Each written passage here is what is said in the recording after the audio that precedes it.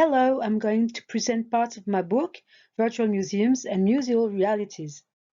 Along virtuality and reality relation, virtual museums can stand in a complete dependence and conversely, a complete autonomy towards real museums. This asks questions like, what are functions of virtual museums? Do they complement the real museum? Do they substitute them? Let's say a major issue of museums of digital images or of real things. Real museums show real things. Virtual museums just reproductions, images of things. Some virtual museums digitalize and then duplicate masterpieces. Some reproduce native digital artworks. Why can't we say they duplicate them? In this case, a virtual museum would present real things, not reproduced ones. However, obsolescence of computer components, processors, graphic cards necessitate to produce a digital work with other technologies with which one has to look for similar effects with different means, which is a reproduction problem. Also, transforming a native digital artwork to be integrated in a virtual museum because of its sparse, weight, programming possibilities, and so on, is a technological issue. This is part of what Recto Vrso is confronted with in this 2020 event. Judith Guest has said in her introduction about Recto Vrso, which was going to be exhibited in Laval's chapel, we created a 3D model of the space and elements of the planned scenography, and then imagined an interpretation of each artwork in the virtual space, based on certain elements provided by the artists. This is a reproduction problem, and which means that virtual museums can only reproduce even digital artworks and not present real things. So we'll first see virtual museums as complements, second, virtual museums as substitutes, and then a mixture of complement and substitution. Virtual museums as complements. What is a complementary virtual museum? A virtual museum is a completing part of an existing museum. A complement is an added part to a whole, does not exist for itself. Therefore, a complementary virtual museum cannot exist without its real existing counterpart. Two general kinds of virtual museums answer to this definition. First, an exclusively documentary virtual museum, and second, multisensorial symmetrization virtual museums. VR touches the second part.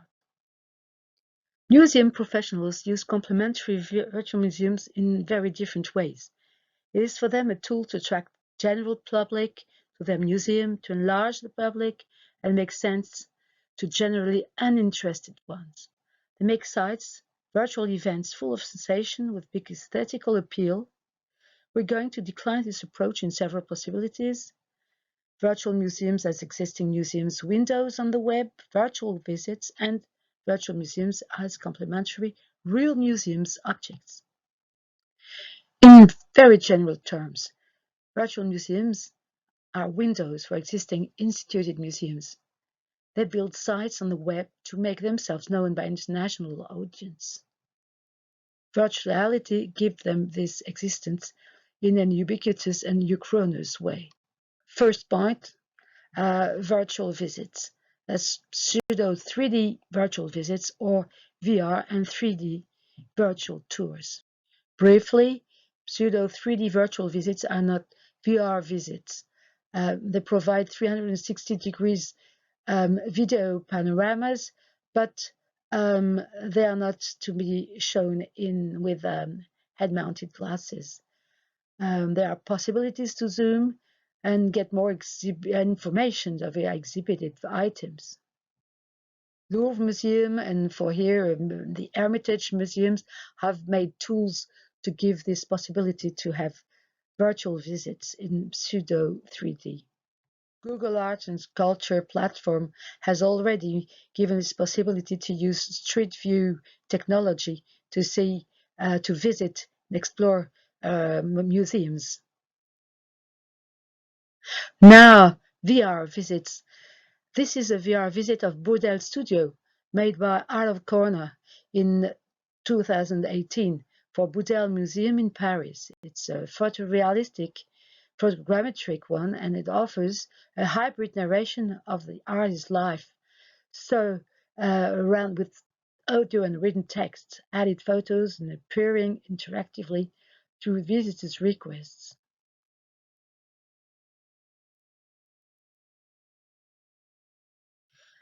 Some museums have real objects, objects which really exist, like the International Spaceflight Museum, which is in Washington, and showing rockets and techniques which made it possible to conquer space. In their Second Life Virtual Museum, they show rockets which are impossible to see in the real museums. One can enter them, go to their cockpit, eventually pilot them. This gives an experience of the history of space flights and the possibility to explore real things despite this possibility in real life. Museums of our sciences, in general, use animation a lot to show how real objects function. Another kind of real object is a connected one between reality and virtuality, as in Berlin Virtual Gallery Weekend. A virtual museum or virtual gallery has been modeled with all Berlin real galleries and exhibits. This platform has been used during this special event for connecting all galleries together with their visitors and their gallerists and artists. Second kind of objects are imaginary objects. They can be materialized in virtual museums. There are real museums with imaginary objects, like some literature museums, especially fantastic literature and science fiction literature, or fictional series museums. They show real displays. Real museums show real displays with scenographies, fabricated artifacts. Virtual museums have a much bigger possibility to make presentations of imaginary objects. They can produce 3D scenographies with animated displays, 3D animated entities, and so on. Second Life Science Fiction Museum, which features many interactive virtual models like space simulator, holodecks, hub areas with many teleports to sci-fi popular scenes. One can also see sci-fi film trailers in a theater and meet some famous characters.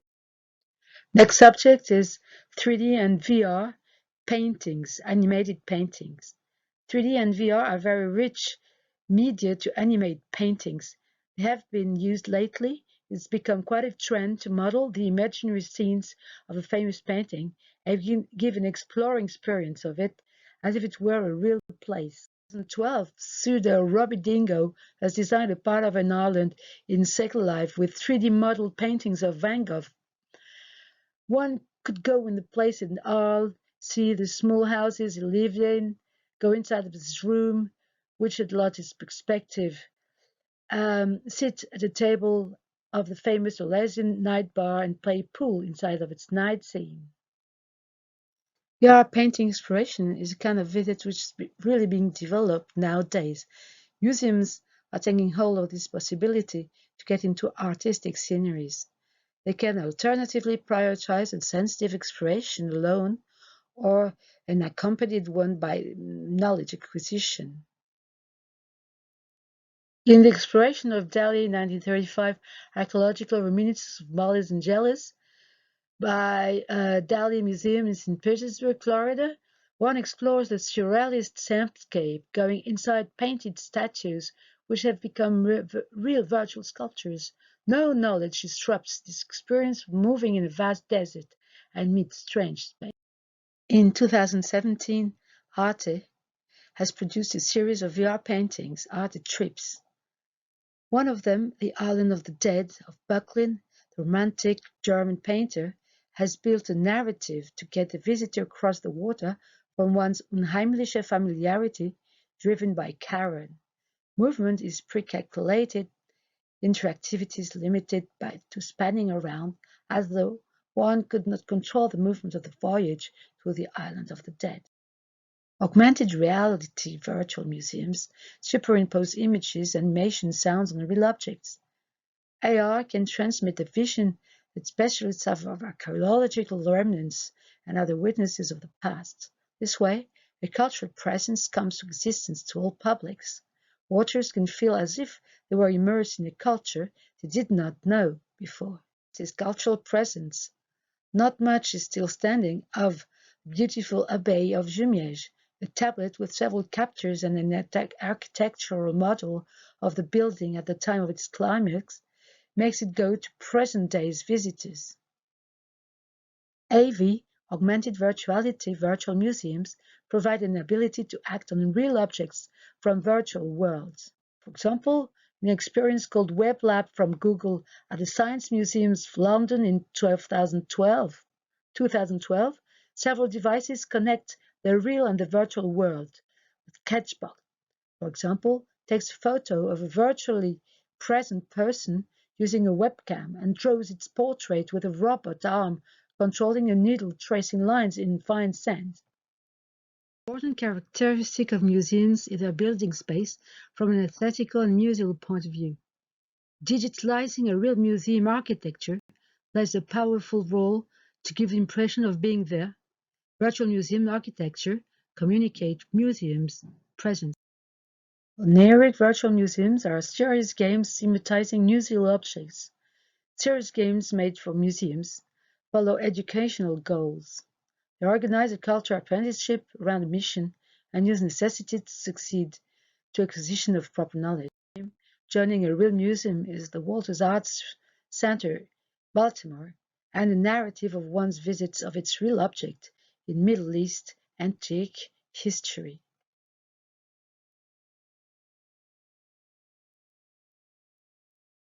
So, this is the second part, virtual museums as substitutes. Second class is virtual museums as substitutes. Substitutes differ from complements. A complement is a part of a whole. It completes a missing part. Substitute replaces a part. Can also replace a whole. It's considered as a totality in itself. We're going to see two ways of substituting. First sense, specific substitutions, and second sense, general substitutions. Specific substitutions, first sense of substitutions, means that a specified function is being operated by another instance like a vicar or a curé. A replica is a specific substitute of the original as it has identical iconic qualities which entitles it to replace its original. In a second sense, substitution is taken a generalizing function. The substitute replaces the substituted so well that it becomes the ruler of the thing, which becomes one of the instances like, for example, in mathematics, one real point localization depends on its place as an x in an f of x function. Virtual museums can be understood as vicariant museum. Vicariance is a generalizing substitute as it models reality, abstracts parameters which are playable, scalable, and invent new actions. Vicarious museum will create imprevisible ways of musealizing. First, let's study virtual museums in the first sense of being specific substitutions. We can see that there are existing museums, replicas, or pre-existing replicas of possibly real museums, and post-existing replicas of disappeared museums. Virtual replicas are virtual doubles of museums, whether they truly exist or are on the way to existence or should have existed but something went wrong. Replicas follow the assumption that a virtual museum cannot be a museum if it does not have museum characteristics like deambulation, moving perspective vision of masterpieces. Their design must be museal, not editorial. Having same special functions is mandatory. Therefore, a user must be immersed in a realistic world for suspension of disbelief. Virtual replica of real museum, Statische Kunstsammlung in Dresden, is shown by the now disappeared Second Life Dresden art galleries. It was a very ambitious project, very detailed counterpart of the real museum. This virtual museum was made to give a true experience of the museum. It was curated also by the real museum curator, Andre Guntert, wanted to give a real experience of a visit. Pre-existing virtual replicas of possibly real museums are realistic models of non-existent but possible future museums. This is a vector of virtual museums for countries which do not have enough wealth to build proper physical museums, like Gabon, which has a very rich culture, but its Libreville Museum of Art and Culture is very insufficient. Ministry of Cultures decided to get a virtual museum which could truly represent the culture and art of the country. And the virtual museum was the official museum designed by Yanmin in 2012. Prototyping future museums is possibility of specific substitutive virtual museums. It's the case, for example, for a part of a Second Life island called Moya Land, in which Patrick Moya, a multimedia artist, has modeled his future exhibition in Olympia Gallery, located in Italy, France. Post-existing virtual replicas of disappeared museums are replicas made chronologically after their model, which has, often long ago, vanished from the physical world. They are substituting for partly or completely destroyed witnesses of the past. As this Google Arts and Culture Virtual Museum, which is a double of Brazil's National Museum in Rio de Janeiro, has been burned down in 2016. A realistic virtual visit is still possible thanks to all the 360 degrees pics and photogrammetry and 3D scanning, which has been made just before its burning by the company. Utilizing substitute function makes virtual museums museal function claim and an absence of correspondence with any tangible existing, pre-existing, or post-existing museum. Categories of this type of virtual museums are made along their other types, their finality. Are they made to exist as virtual museums or as real virtual institutions?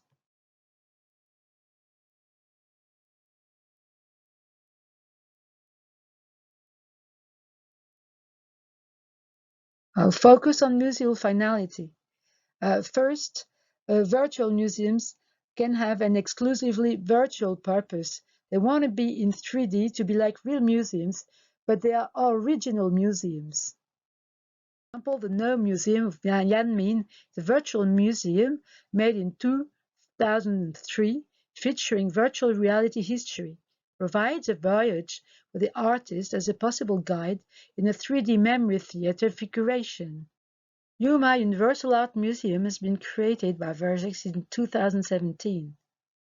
It brings about a realization of Marvel's Musée Imaginaire in a 3D visible museum, which takes advantages of the absence of physical constraints of virtual realities, mixes art sources, scales, and has no security measures to protect masterpieces put on the ground. Virtual museums can even have more ambitious finality. Not only do they want to be virtual reality museum, the ambition being actual public institutions. They are original museums, and the others are professionals, like real collectors. And these virtual museums want to be like public instituted museums, but in virtual reality. Adobe Museum of Digital Media has been a colossal project made by Adobe to create a digital museum for digital media. It was curated by Tom Ackles and has jellyfish eye guide designed by Morita Mori, but it disappeared after 2 or 3 years. VR Museum, with its first exhibition in 2018, is an instituted virtual museum. Could have been a museum in real life, but Kremer wanted to give mainstream visiting opportunities and not feel lost in the middle of a marginal little country as he saw it. And it chooses the best technological means to produce an experience of masterpieces worthy of their originals in VR. Now very fast, the third part, substitution versus complementary virtual museum. Complement and substitution classes can become complementary, correlated.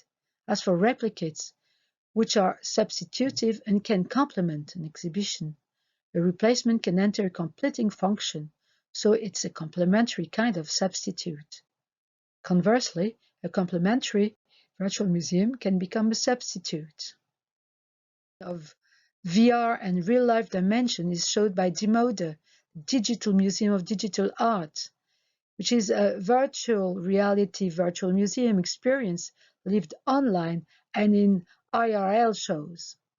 Created by new media artist Salazar Caro by Robertson in 2012-13, it holds real-life physical time and space as it's held once a year and has only 5 artists at a time, and the virtual side, which is a virtual reality native digital art pieces. In conclusion, which part will one follow when making a virtual museum? A complementary relation with a real museum, or doing a completely substitutive one? Or do a bit of both? Mix reality complement with virtual existence, makes a substitutive museum with a complement in real life. But in which quantity, in which kind?